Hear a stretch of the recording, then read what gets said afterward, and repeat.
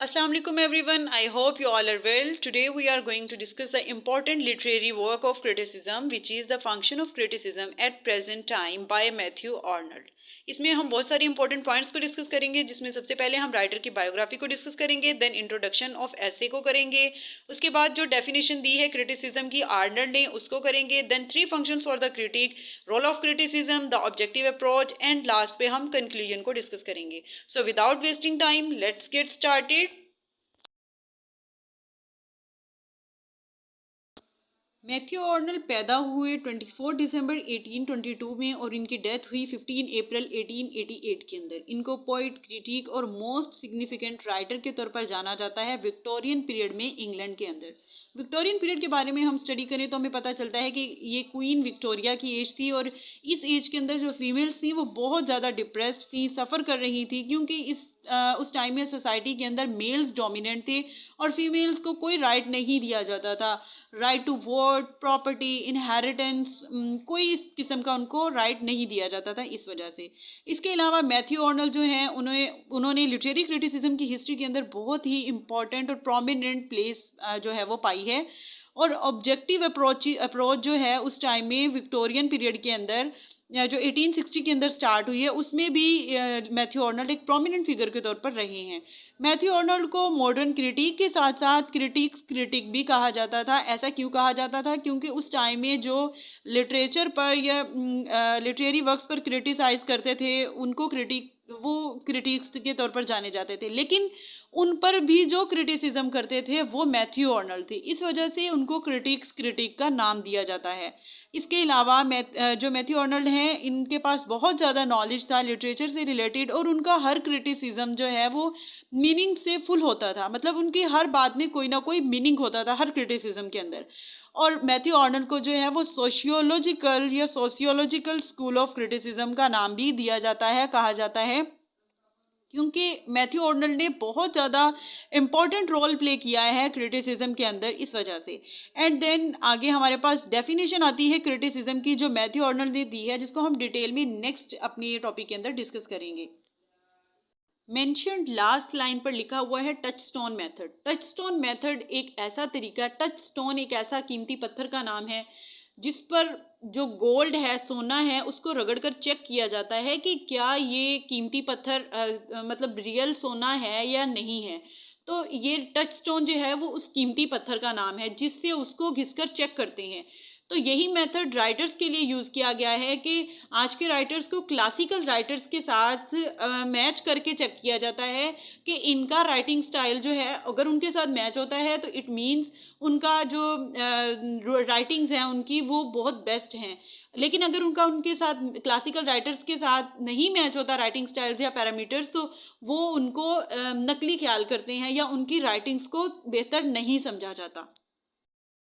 Function of criticism at present time का मतलब है कि क्रिटिसिज्म मौजूदा दौर के अंदर क्या फंक्शन है, इसका क्या रोल प्ले करता है. ठीक है, तो ऐसे जो है function of criticism at the present time ये पब्लिश हुआ है मैथ्यू आर्नल्ड की फर्स्ट कलेक्शन ऑफ राइटिंग्स जिसका नाम है एसेज इन क्रिटिसिज्म, और ये पब्लिश हुआ 1865 के अंदर. अपने इस ऐसे के अंदर आर्नल्ड क्रिटिसिज्म की तारीफ इस तरह से करते हैं, वो कहते हैं कि ये पर्सनल थॉट्स और आइडियाज़ पर बेस नहीं करनी चाहिए. राइटिंग्स के अंदर जब एक राइटर लिख रहा हो या एक क्रिटिसाइज कर रहा हो तो उसके अंदर उसके पर्सनल थॉट्स या पर्सनल आइडियाज़ नहीं होने चाहिए.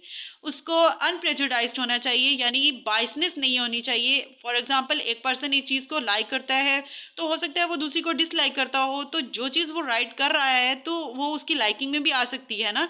हो सकता है कि वो लाइकिंग में जो चीज़ आए उसकी फेवर में वो कुछ पॉइंट्स ऐड कर दे. तो ऐसा बिल्कुल नहीं होना चाहिए. बिल्कुल अनबायस्ड होकर जो है वो राइटिंग करनी चाहिए, इम्पार्शियल होना चाहिए. और स्टडी करते हुए भी एफर्ट्स उनकी इम्पार्शियल होनी चाहिए और इस तरीके से नॉलेज को गेन किया जाए, नॉलेज को वो लर्न करे कि उसको बेस्ट वे में वर्ल्ड के अंदर जो है वो स्प्रेड कर सके. मज़ीद जो है वो मैथ्यू आर्नल्ड क्रिटिक की एक डेफिनेशन इस तरह से करते हैं. वो कहते हैं कि क्रिटिक एक ऐसा इंसान होना चाहिए जो ऑब्जेक्ट्स को, जो चीज़ों को इस तरीके से, इस नज़रिए से देखे जिस तरह से वो चीज़ें मौजूद हों वर्ल्ड के अंदर, उनको रियलिटी बेस्ड पर जो है वो परसीव करे. ठीक है, और लोगों तक जो मैसेज हैं दूसरों तक, उन आइडियाज़ को उसी तरह से कन्वे करे जिस तरह से वो हों। उसके अंदर एग्जैजरेशन नहीं होनी चाहिए, बटरिंग नहीं होनी चाहिए, और एटमॉस्फेयर को जो है वो एक लिटरेरी जीनियस दे, यानी फ्यूचर के में उस वर्क को या उस चीज़ को एज अ रोल मॉडल भी पेश किया जा सके। मोर ओवर मैथ्यू ऑर्डनल जो है वो कहते हैं कि क्रिटिसिज्म ये एक पाथवे है, एक ज़रिया है, एक सोर्स है प्लेयर तक या क्रिएटिविटी तक जाने का। और क्रिएटिविटी वो कहता है, मैथ्यू ऑर्डनल कहता है कि क्रिटिसिज्म है ये क्रिएटिविटी का एक सोर्स है, और क्रिएटिविटी के थ्रू एक पर्सन को एस्थेटिक प्लेयर मिल सकती है, एस्थेटिक जॉय मिल सकती है, और ये एस्थेटिक जॉय है जो है ये ओरिजिनल राइटिंग के थ्रू ही मिल सकती है। The function of criticism at present time, Arnold का जो ऐसे है ये उन आइडियाज़ पर बेस करता है जो ऑर्नल्ड ने डिस्कस किए हैं अपने द ऐसे द स्टडी ऑफ पोइट्री के अंदर। वो क्रिटिसिज्म की डेफिनेशन इस तरह से करते हैं कि are disinterested endeavour to learn and propagate the best that is known and thought of in the world and just to establish a current of fresh and true ideas. Disinterested का मतलब होता है बेगर्स, एंडेवर मीन्स कोशिश, and propagate means spread, फैलाना। तो इसका मतलब ये हुआ कि एक पर्सन अपनी बेलौस या बेगर्ज कोशिश करता है सीखने की नॉलेज को, देन उसको फैलाने की वर्ल्ड के अंदर, ठीक है, यानी अपनी नॉलेज को सीखना फिर उसको शेयर करना वर्ल्ड के अंदर, इस मकसद की बुनियाद पर कि आपकी नॉलेज की वजह से कोई इम्प्रूवमेंट आ सके, कोई बेहतरी लाई जा सके दुनिया के अंदर। तो जो टर्म डिसइंटरेस्ट है ये आर्नल्ड की इस व्यू को रेफर करती है कि एक पर्सन को इम्पार्शियल होना चाहिए, यानी उसके अंदर बाइसनेस नहीं होनी चाहिए, किसी चीज़ की फेवरनेस उसके अंदर नहीं होनी चाहिए। आर्नल्ड जो है वो बिलीव करता है कि एक जो ग्रेट लिटरेरी वर्क है वो सिर्फ दो चीज़ों पर बेस करते हुए प्रोड्यूस हो सकता है। नंबर वन पर है the power of man, second पर है the power of the moment. The power of man का मतलब ये है कि एक मैन की जो अपनी पावर है, क्रिएटिविटी, इंटेलिजेंस, वो इसके अंदर इन्वॉल्व होनी चाहिए। सेकंड जो पावर ऑफ मोमेंट है कि वो किस मोमेंट के अंदर बैठकर जो राइटर है वो लिख रहा है, यानी क्लाइमेट, उसकी सराउंडिंग्स कैसी हैं, उसके जो वो उस वक्त लिखे जब उसके पास ग्रेट आइडियाज़ का ट्रेजर हो, या और ये दोनों जब मिलेंगे तभी एक ग्रेट लिटरेरी वर्क जो है वो प्रोड्यूस हो सकता है। अगर इनमें से एक भी एब्सेंट होगा तो ग्रेट लिटरेरी वर्क प्रोड्यूस नहीं हो सकेगा। नेक्स्ट है हमारे पास the objective approach. Objective approach, the text और the artistic object is the only reality worth studying. Additionally जो टेक्स्ट या पोइम है इसका इंटरनल स्ट्रक्चर, उसके जो रेफरेंसेस होते हैं उसका ऑथर के साथ या ऑडियंस या यूनिवर्स के साथ कोई लेना देना नहीं होता, बिल्कुल ऑपोजिट होते हैं। मज़ीद जो आर्नल्ड हैं वो रोमांटिक पोइट थे। एज अ रोमांटिक पोइट उन्होंने अपना करियर स्टार्ट किया, बट लेटर ऑन उन्होंने चेंज कर लिया और वो क्रिटिक ऑफ रोमांटिसिज्म हो गए या बन गए। मज़ीद एक जो नेक्स्ट चेंज है वो ये आया कि उन्होंने फीलिंग्स से उनका जो इंटरेस्ट था वो चेंज हो गया आइडियाज़ की तरफ, और आर्नल्ड का जो व्यू था वो जाना जाने लगा। उसका जो व्यूज़ हैं आइडियाज़ की बेस पर वो हम देखते हैं उनके ये इसी इम्पोर्टेंट ऐसे के अंदर, the function of criticism at present time के अंदर। तो ये है ऑब्जेक्टिव अप्रोच। नेक्स्ट है हमारे पास three functions for the critic. Basically criticism हमें पता है कि ये एक राइटर ने या एक पर्सन ने वर्क लिखा, दूसरे ने उसको उठाया, उसको क्रिटिकली एनालाइज किया, उसको देखा कि इसके अंदर क्या क्वालिटी है, क्या क्वांटिटी है, क्या इसके मेरिट्स हैं, क्या डीमेरिट्स हैं, तो इस बेस पर उसको जज करना जो है वो क्रिटिसिज्म कहलाता है, और इसको क्रिटिसिज्म करने वाले को हम क्रिटिक कहते हैं। अब क्रिटिक की भी थ्री फंक्शंस हैं, उसके जो रोल्स हैं वो हम देखते हैं सोसाइटी के अंदर या लिटरेचर के अंदर, सॉरी, कि वो क्या उनको किस तरह से अपने रोल प्ले करता है। तो नंबर वन पर है हमारे पास कि उसका फर्स्ट टास्क ये होता है क्रिटिक का कि वो सीखे पहले उस चीज़ को जिसके बारे में वो लिखने जा रहा है, पहले उनको सीखे, लेकिन सीखने के लिए शर्त ये है कि वो चीज़ों को उसी नज़रिए से देखे, उसी तरह से देखे जिस तरह से वो चीज़ें मौजूद हैं, यानी अपनी कोई रंगीनियाँ उसके अंदर ना डाले, अपनी एग्जेजरेशन उसके अंदर ना करे, see things as they really are, जिस तरह से वो हैं उनको उसी तरह से ही वो देखे, उनके अंदर अपने पर्सनल व्यूज़ या अपने आइडियाज़ ऐड ना करे। सेकंड टास्क क्या है कि चीज़ों को दूसरों तक फैलाने के लिए उसको कन्वर्ट करना चाहिए ऐसे बेस्ट आइडियाज़ के अंदर कि वो देखते सुनते ही वो छा जाएं, यानी देखने वाला, सुनने वाला, समझने वाला जो उसको इस तरह से परसीव करे कि वो उसके जहन पर पूरी तरीके से जो है वो प्रिवेल कर जाएं। थर्ड टास्क क्या है हमारे पास कि जो क्रिटिक का थर्ड टास्क क्या है कि वो ऐसा फेवरेबल एटमॉस्फेयर क्रिएट करे कि जिसके अंदर एक creative genius of the future हो, यानी जो फ्यूचर के अंदर जो सीखने वाले हों, जो लर्नर्स हों, वो उसको इस तरीके से वो कन्वे करे कि वो उनको बेहतर तरीके से परसीव कर सके, कोई उनको परेशानी ना हो, कोई मुश्किल ना हो उसको समझने में। जैसे हमने डेफिनेशन के अंदर ये लाइन हमने ऐड की थी कि a current of ideas in the highest degree animating and nourishing to the creative power, कि उसकी पढ़ने वाले की क्रिएटिव पावर को भी ये अट्रैक्ट करे, उसकी क्रिएटिव पावर को ये जाकर मतलब एक तरीके से हिलाए कि इसके अंदर ये वर्क ऐड करना है, ये इसको किस तरीके से नेक्स्ट मूव करना है। उसके बाद अगर एक क्रिटिक को बेहतर क्रिटिक बनना चाहता है कोई, तो आर्नल्ड का ये मानना है कि उसको अपने उसका जो लिटरेचर है उसको सिर्फ अपने कंट्री के लिटरेचर तक महदूद नहीं रखना चाहिए, बल्कि उसको तमाम फॉरेन कंट्रीज़ के या जो भी फॉरेन लिटरेचर है उसको वो भी देखना चाहिए, वो भी समझना चाहिए, समझाना चाहिए, क्योंकि और उन आइडियाज़ को भी कन्वे करना चाहिए, क्योंकि जो प्रोपागेशन है आइडियाज़ को फैलाना, हर जगह के आइडियाज़ को उसको फैलाना चाहिए।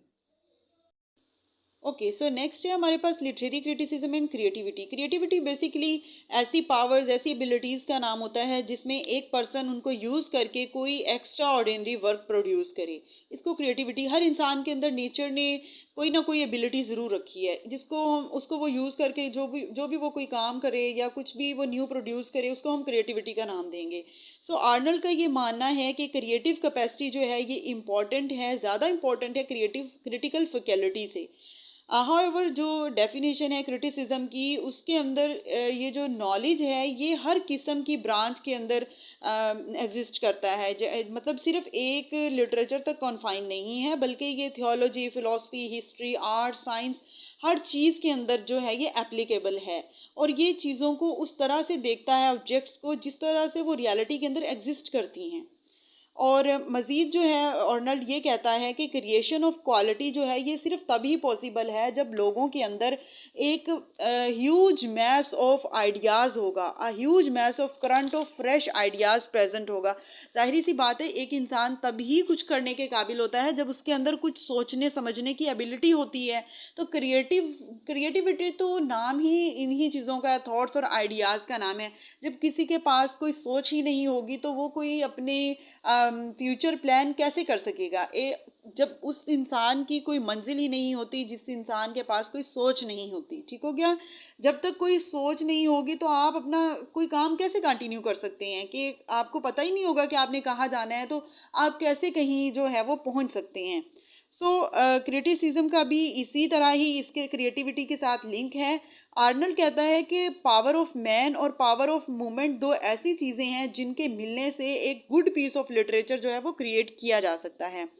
आर्नल्ड मज़ीद इसके अंदर वो कहते हैं कि जो एक प्रैक्टिशनर होता है ना, या जो क्रिटिक होता है, उस जब वो क्रिटिसिज्म कर रहा होता है तो ये इसको इंटरनल जॉय भी देता है, ये एक creative sense of creative Joy भी उसके अंदर जो है वो प्रोड्यूस करता है। वो कंपेयर करता है emotional state of writing criticism को emotional state of creative writing के साथ, और अपने दिल से, अपने अंदर से या डिस्पेल कर देता है, यानी बुरे अंदेशों को निकाल देता है कि क्रिटिसिज्म सर्व्स नो पर्पस। ऐसा नहीं है कि क्रिटिसिज्म का कोई पर्पस नहीं है इसका पर्पस बहुत ज़्यादा। मैथ्यू आर्नल्ड को मॉडर्न क्रिटिक भी कहा जाता है, इसके साथ साथ उन्हें क्रिटिक भी कहा जाता है। ऐसा क्यों कहा जाता है? क्योंकि उन्होंने क्रिटिसिज्म के अंदर जो उस टाइम पर इम्पोर्टेंट क्रिटिक्स थे उनके वर्क को भी क्रिटिसाइज़ किया है। इसके अलावा मैथ्यू आर्नल्ड की बहुत ज़्यादा कंट्रीब्यूशन है लिटरेचर के अंदर क्रिटिसिज्म पर। उनका जो वर्क है the function of criticism at present time, इसके अंदर आर्नल्ड ने कोशिश की है इस बात की वजाहत करने की कि क्रिटिसिज्म के सेवरल फंक्शंस हैं, इसके डिफरेंट पर्पसेस हैं, और ऑब्ज़र्व किया जाना चाहिए क्रिटिसिज्म को एज एन आर्ट फॉर्म, क्योंकि ये इतनी ही इम्पोर्टेंस का हामिल है, इतना ही हाई है जितना कि बाकी कोई क्रिएटिव आर्ट फॉर्म है।